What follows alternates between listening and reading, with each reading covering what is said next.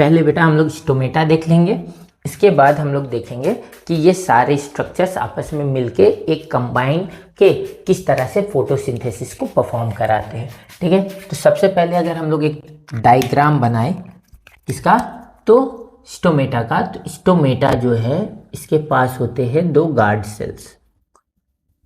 There are two bean shape sales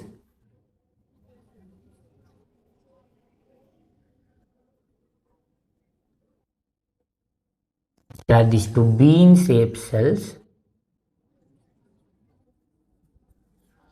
been shape cells और kidney shape cells है ना।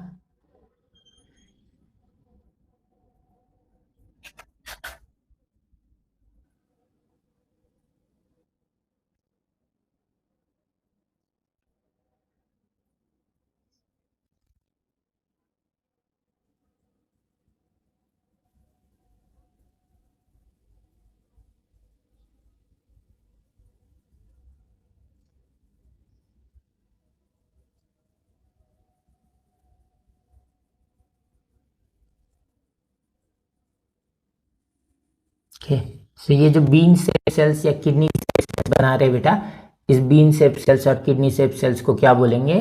These are known as guard cells. Okay, these are known as guard cells. And इस guard cells के आसपास, ठीक है, around this guard cells there are some के subsidiary sales.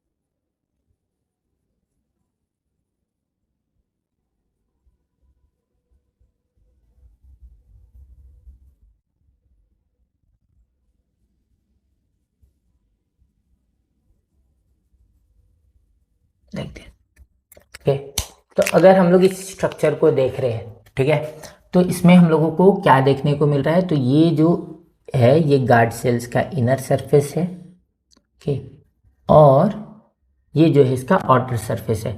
तो इस गार्ड सेल का इनर सरफेस जो है वो होता है थोड़ा सा थिक, और आउटर सरफेस होता है थिन। ओके, इस गार्ड सेल्स के पास भी होते हैं क्लोरोप्लास्ट्स।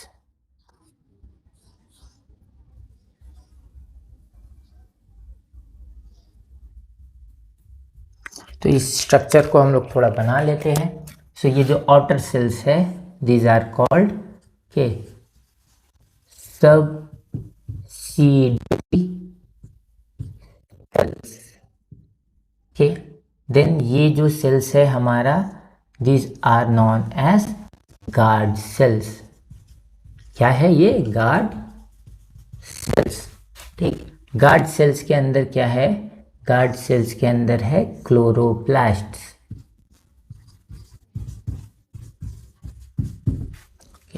फिर ये जो ओपनिंग हम लोगों को बीच में दिख रहा है, this opening is called stomatal पोर।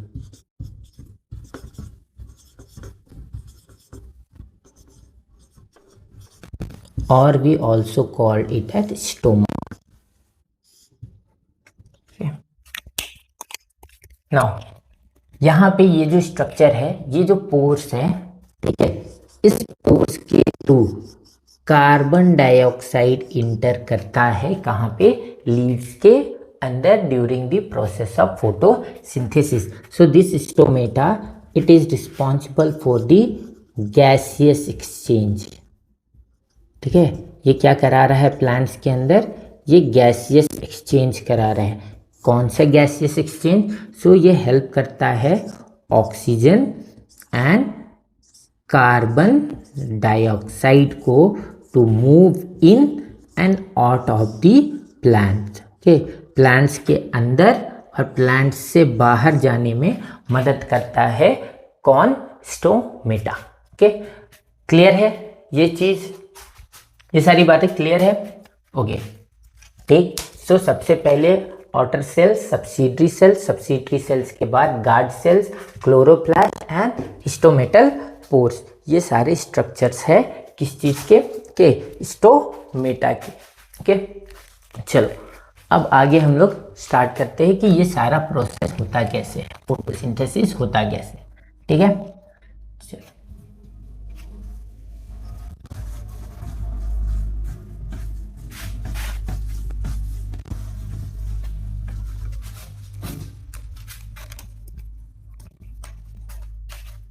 तो ये एक प्लांट है।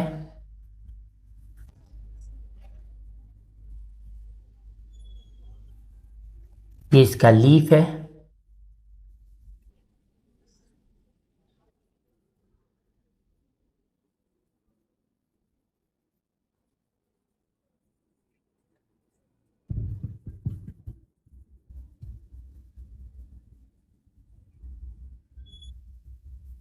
ओके, अब लीफ के अंदर हम लोगों को पता है अपर एंड लोअर सरफेस के अंदर क्या है, कुछ टाइनी पोर्स प्रेजेंट होते हैं। ओके, अब ये जो है इस के सॉइल है एंड सॉइल के नीचे जो इसका पार्ट है दैट इज कॉल्ड रूट। तो जो इसका रूट सिस्टम है बेटा, ये रूट सिस्टम किसके कांटेक्ट में है? So this root is in contact of soil. और सॉइल के अंदर क्या है? सॉइल के अंदर है मिनरल एंड वाटर।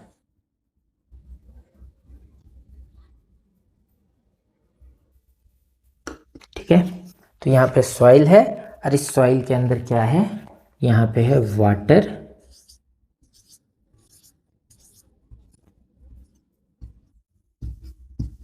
और इस वाटर के साथ साथ प्रेजेंट है मिनरल्स।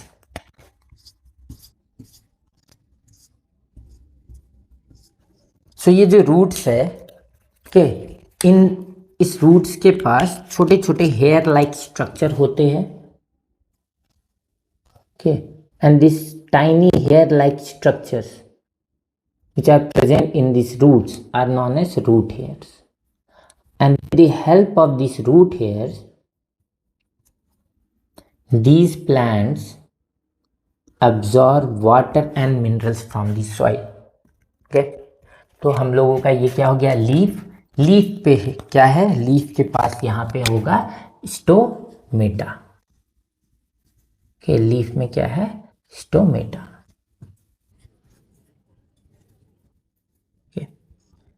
अब ये जो हमारा लीफ है ये किसके एक्सपोजर में है?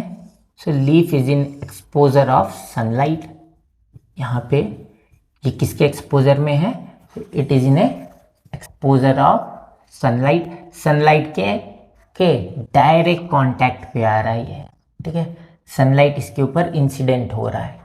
तो लीफ को क्या मिल गया? सनलाइट मिल गया भाई। ठीक, फोटोसिंथेसिस के लिए क्या क्या चीज चाहिए था? तो फोटोसिंथेसिस के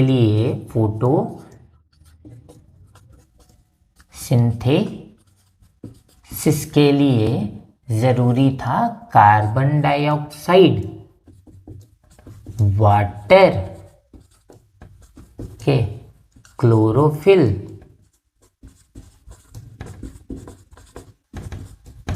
एंड सनलाइट। तो सनलाइट तो मिल गया सन से। ठीक है, वाटर तो रूट से मिल गया। ठीक है, क्लोरोफिल यहाँ पे क्लोरोप्लास्ट मेसोफिल सेल्स है तो क्लोरोफिल है यहाँ पे। अब कार्बन डाइऑक्साइड ये कैसे अब्जॉर्ब कर रहा है? तो carbon dioxide it is absorb by the stomata. तो यहाँ पे हमारे एटमॉस्फेयर में क्या प्रेजेंट है? के so in our atmosphere carbon dioxide gases are present, है ना। यहाँ पे कार्बन डाइऑक्साइड प्रेजेंट है। So these carbon dioxide they move inside the leaves with the help of stomata. ठीक है, so carbon dioxide is absorbed by these plants with the help of this stomata. अब यहाँ से ये जो water है ये क्या होगा? ये जाइलम के थ्रू, है ना, xylem is a conducting tissue ना, क्या कंडक्ट करता है? So it conduct water and minerals from the roots to the leaves. ठीक है, तो यहाँ से के इस रूट से जाइलम के हेल्प से क्या होगा? वाटर और मिनरल्स का मूवमेंट होगा। किधर होगा? ऊपर की तरफ, लीव्स तक। तो यहाँ पे अब वाटर भी आ गया। ठीक है, यहाँ पे वाटर भी आ गया, यहाँ पे कार्बन डाइऑक्साइड भी है। ठीक है, यहाँ पे सनलाइट भी है और साथ ही साथ में क्लोरोफिल भी है। तो जितने भी रॉ मटेरियल्स रिक्वायर्ड थे, okay, all these raw materials are now present in the plants. अब जब सारा रॉ मटेरियल है, जब सारा खाने का सामान आ गया है, तो उसको मिला के क्या बनाया जाएगा? बिरयानी, है ना। जब सब कुछ आ गया है तो क्या बनाएंगे खाने के लिए? बिरयानी, नहीं ना। तो यहाँ पे बनेगा, हाँ, इसी तरह प्लांट्स भी क्या करेगा? अपने लिए खाना बनाएगा, सारे रॉ मटेरियल्स को यूज करके के क्या बनाएगा? अपना फूड बनाएगा। ठीक है, अब यहाँ पे carbon dioxide it is absorbed through the atmosphere. ठीक है, सो ये कहाँ से मिल रहा है इसको? From atmosphere. ठीक है, वाटर कहाँ से? तो it is absorb from the soil. Chlorophyll कहाँ पे प्रेजेंट है? तो it is present in the leaf. Okay, sunlight भाई तो सबको पता है कि ये सन से आ रहा है। ओके, अब यहाँ पे कुछ स्पेशल फंक्शंस परफॉर्म होते हैं। क्या होता है कि जैसे ही ये वाटर, ठीक है, वाटर पहुँचता है कहाँ पे? लीव्स पे। तो लीव्स में सनलाइट जो है, सनलाइट इस वाटर का ब्रेक डाउन करता है, इसको तोड़ देता है। क्या चीज में? हाइड्रोजन प्लस ऑक्सीजन और साथ ही साथ में इलेक्ट्रॉन्स। तो यहाँ पे हम लोग क्या देखते हैं कि सबसे पहले जो है वाटर जो है वो टूटता है, H2O ब्रेक्स इनटू के 4H plus plus electrons plus oxygen. ठीक है, ये होता है and this process is known as photolysis. ठीक है, फोटोलाइसिस ऑफ वाटर। ठीक है, अब ये जो है 4H प्लस, ये इसे हम लोग कहेंगे प्रोटॉन्स। ठीक है, देन वी हैव इलेक्ट्रॉन्स और साथ में क्या रिलीज हो रहा है बाय दिस प्रोसेस? सो यहाँ पे जब फोटोलाइसिस होगा तो फोटोलाइसिस के टाइम पे ऑक्सीजन रिलीज होगा। नाउ दिस फोटोन के दिस प्रोटोन एंड इलेक्ट्रॉन्स, ये जो प्रोटोन और इलेक्ट्रॉन है, ये प्रोटोन और इलेक्ट्रॉन कहाँ पे यूज होगा? तो this protons and electrons will be used by the plants in the formation of ATP and NADPH। ठीक है, ये याद रख लेना, ये प्रोटोन और ये electron, this will be used, okay, it will get used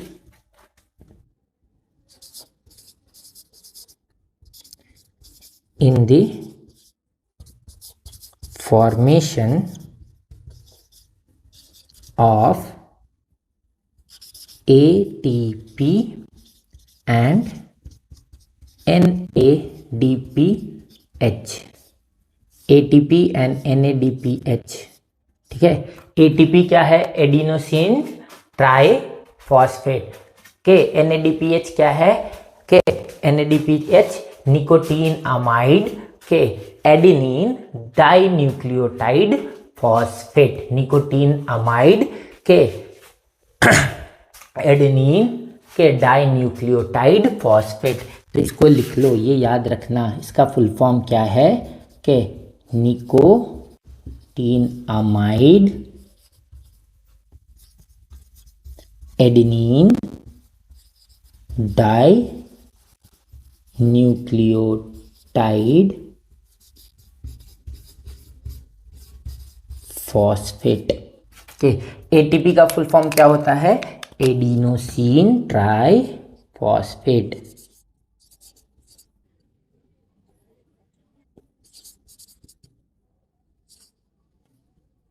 हम्म,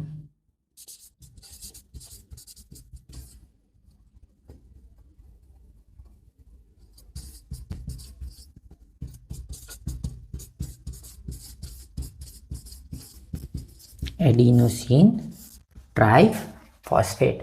ठीक है, अब ये प्लांट्स को क्या क्या मिल गया है? सनलाइट मिल गया है। सनलाइट मिलने के बाद ये फोटोलाइसिस कर दिया। फोटोलाइसिस में क्या रिलीज हुआ कि प्रोटॉन एंड इलेक्ट्रॉन क्या चीज में यूज होगा? एटीपी एंड एनएडीपीएच बनाने में। अब एटीपी एंड एनएडीपीएच का यूज कहाँ है? So this ATP and NADPH it will get utilized during the dark reaction. ठीक है, डार्क रिएक्शन हम लोग इसके बारे में डिस्कस करेंगे, light reaction and dark reaction. तो डार्क रिएक्शन में बेटा यूज होता है ये ATP and NADPH for the formation of carbohydrate. ठीक है, अब ये जो के एटीपी एंड एनएडीपीएच है, ये एटीपी एंड एनएडीपीएच क्या करेगा? It will reduce. सो इसके बाद होगा रिडक्शन। रिडक्शन किस चीज का रिडक्शन हो रहा है? तो रिडक्शन ऑफ कार्बन डाइऑक्साइड। ठीक है, और ये कार्बन डाइऑक्साइड रिड्यूस किसके मदद से होगा? So it will gate reduced with the help of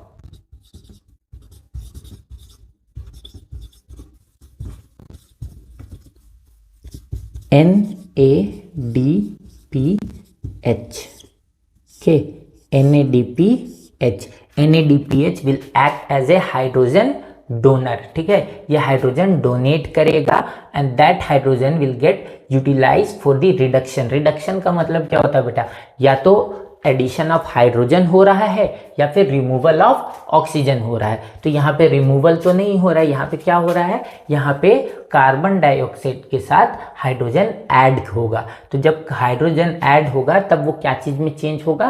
carbohydrate में चेंज होगा। ठीक है, और उस प्रोसेस के लिए जो रिएक्शन होगा कि जो हाइड्रोजन और कार्बन डाइऑक्साइड के बीच में रिएक्शन होगा, उस रिएक्शन को के एनर्जी कौन प्रोवाइड करेगा? तो वो एनर्जी प्रोवाइड करेगा ATP. So ATP will provide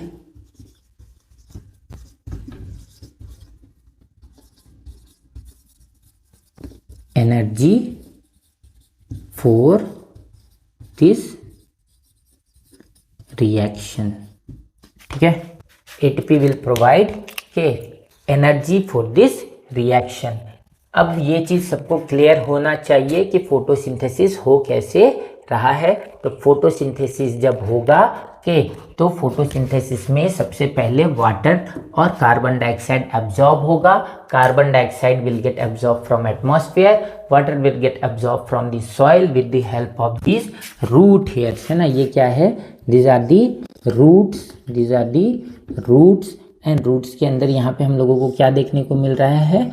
तो देयर इज रूट हेयर के देन यहाँ पे है जाइलम जो कि इस वाटर को कंडक्ट करेगा कहाँ पे? लीव्स के पास। लीव्स में क्या है? लीव्स में है स्टोमेटा। स्टोमेटा क्या करेगा? Stomata will help in absorption of carbon dioxide. अब इस लीफ में क्या है? तो इस लीफ में है chlorophyll. Chlorophyll will trap the sunlight. ठीक है, chlorophyll will trap the sunlight. तो क्लोरोफिल सनलाइट को ट्रैप करेगा और उस ट्रैप्ड सनलाइट एनर्जी से इस वाटर का ब्रेकडाउन होगा। Then after that ATP and NADPH will get produced and that ATP and NADPH will get utilized in reduction of carbon dioxide and this carbon dioxide will get converted into carbohydrate. So it will get converted into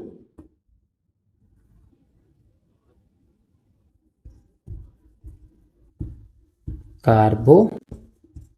hydrate, ठीक है, and this carbohydrate is known as here is known as glucose, ठीक है। तो plants बेटा बनाता है food in form of glucose, but इसको store करता है कैसे? Okay, so this carbohydrate it get stored by the plants, stored by the plants in the form of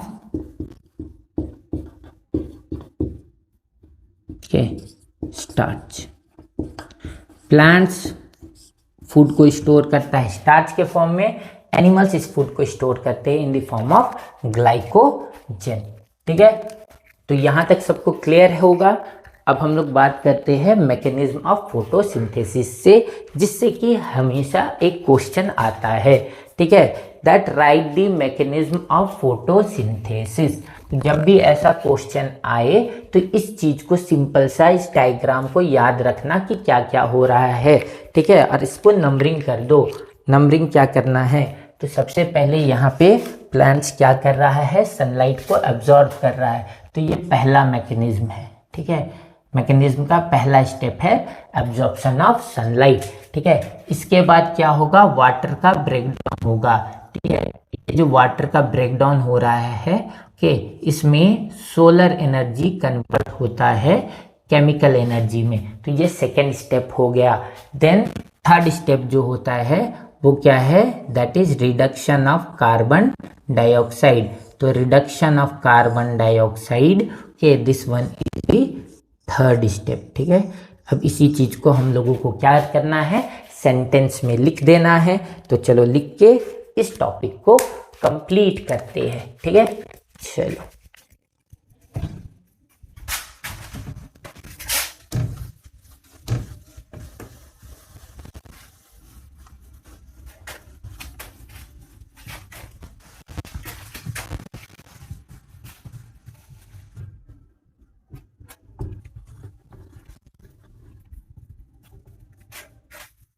okay, so mechanism of photosynthesis.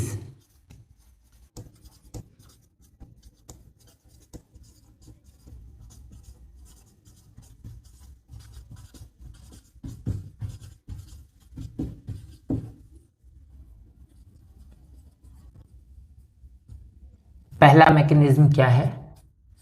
First mechanism is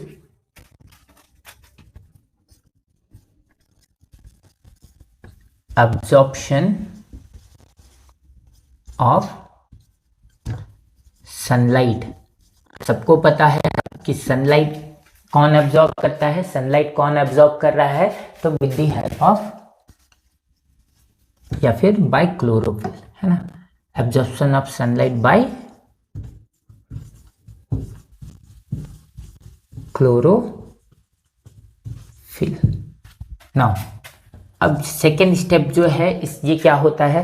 तो second step में जो है ये जो हमारा सोलर एनर्जी है, ये सनलाइट जो एब्जॉर्ब हुआ है, ये सनलाइट क्या चीज में चेंज होगा? ये सोलर एनर्जी क्या चीज में चेंज होगा? केमिकल एनर्जी में। Okay, so solar energy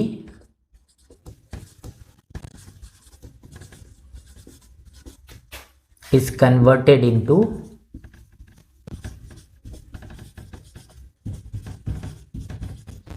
chemical energy.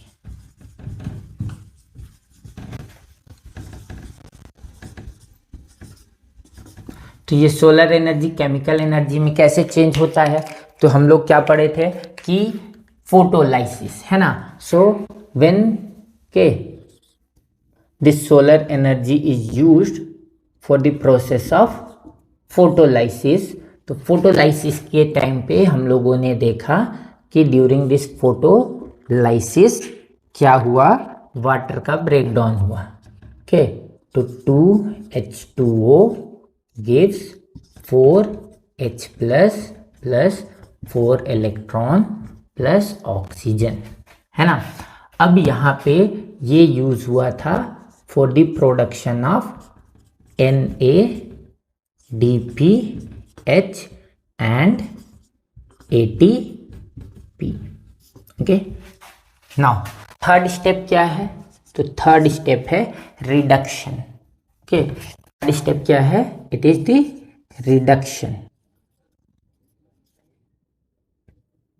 Reduction of carbon dioxide, है ना, reduction of carbon dioxide.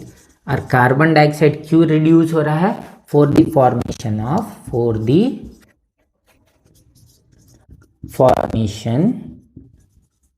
Of carbohydrate. ठीक है, तो ये 3 स्टेप्स है मैकेनिज्म ऑफ फोटोसिंथेसिस के लिए लिखने होंगे तुम्हें। क्या है कि पहला कि absorption of sunlight bye chlorophyll, because chlorophyll traps the sunlight that which falls on the surface of leaves with the help of के दैट क्लोरोप्लास्ट, क्योंकि क्लोरोप्लास्ट के अंदर थैलाकॉइड है, थैलाकॉइड के मेम्ब्रेन में प्रेजेंट होता है ये क्लोरोफिल। ठीक है, इसके बाद ये जो सनलाइट सोलर एनर्जी को एब्जॉर्ब किया है, ये सोलर एनर्जी कन्वर्ट होगा केमिकल एनर्जी में के by the process of photolysis, जिसमें क्या होगा? हाइड्रोजन को क्या कह रहे हैं हम लोग? H+ आयंस को क्या कह रहे हैं? We call it as protons. तो this protons and electrons will be used for the formation of NADP and ATP। और इसके बाद जो है ये जो NADP और ATP है वो यूज होगा for the reduction of carbon dioxide. और जब कार्बन डाइऑक्साइड रिड्यूस हो जाएगा तो बनेगा कार्बोहाइड्रेट, और ये सारा पूरा प्रोसेस हो जाएगा हमारा फोटोसिंथेसिस।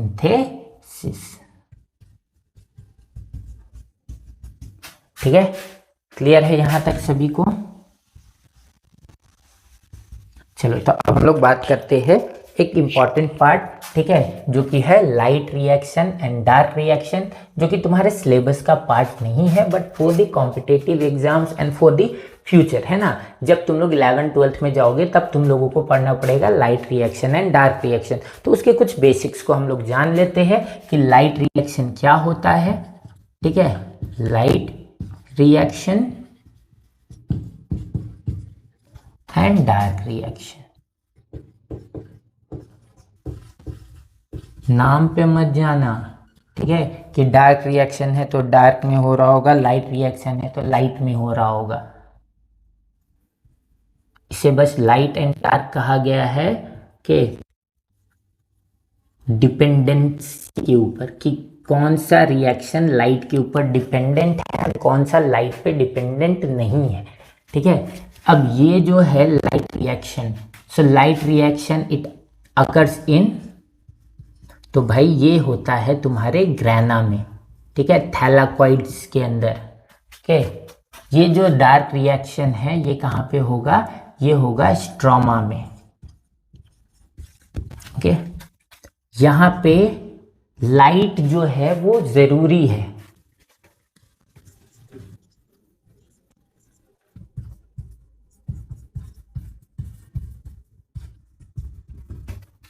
यहाँ पे लाइट जो है जरूरी नहीं है।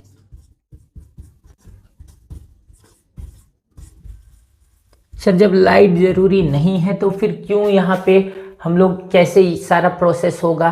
तो यहाँ पे लाइट जरूरी नहीं है, but this dark reaction it is dependent on, या फिर इट डिपेंड्स ऑन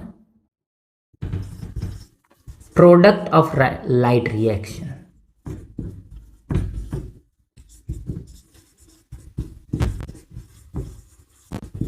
भाई लाइट रिएक्शन में क्या प्रोडक्ट फॉर्म हुआ था? क्या फॉर्म हुआ था लाइट रिएक्शन में? NADPH and ATP। So NADPH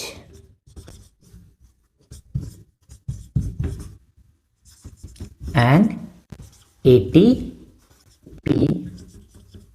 are formed, and here NADPH and ATP are utilized.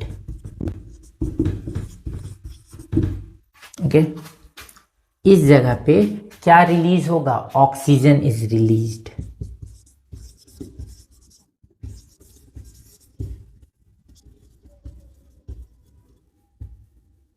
और इस जगह पे क्या रिलीज होगा, कार्बोहाइड्रेट प्रोड्यूस्ड, खाना बन के रेडी हो जाएगा। ठीक है, so this is all about the autotrophic nutrition. ठीक है, ऑटोट्रॉपिक न्यूट्रिशन के एंड हेट्रोट्रॉपिक न्यूट्रिशन। तो ऑटोट्रॉपिक न्यूट्रिशन जो कि हम लोगों का लास्ट टॉपिक था कि कल के क्लास में। अब नेक्स्ट क्लास में हम लोग डिस्कस करेंगे हेट्रोट्रॉपिक न्यूट्रिशन के बारे में, types of heterotrophic nutrition. Heterotrophic nutrition के अंदर हम लोग पढ़ेंगे nutrition in amoeba, paramecium and human beings. Okay, so till that, have a good day and thank you.